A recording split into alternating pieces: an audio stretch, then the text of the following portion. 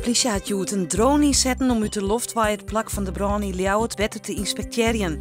Van een beetje komen brandwacht, politie en gemeente met meer informatie over de stand van zaken in het onderzoek naar de oorzaken van de brand. De passenconferentie is live te zien op Omroep Friesland televisie en begint om 11:00. Mensen met een bijstandsuitkering in de gemeente Heerenveen moeten het toernooi een teamprestatie leveren voor die uitkering.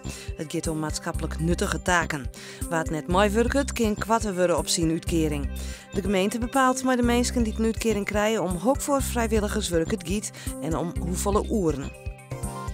Een groep Ljouwerter radiomakkers is het slachtoffer geworden van koperdieverij. Ze hebben 24 radiokabels teruggeknipt in mijn naam.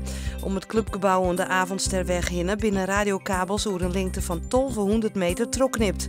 De dieven hebben lieken nog 6 meter aan kabel mijn naam. De skeer in de duizenden euro's.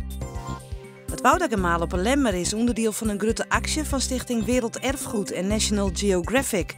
Bij de nieuwe Nederlandse UNESCO Werelderfgoederen, dat het Woudagemaal ook bij je kunnen mensen een foto maken en opsturen naar National Geographic.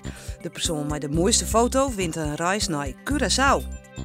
Na een mooie jesdag krijgen we joen en vannacht brede opklarings met minimumtemperaturen van 8 graden. Morgen wordt het bewolken waar, uit en terug valt er wat rein, het wordt 15 graden, de wind komt uit het zuiden en is matig ontkräftig.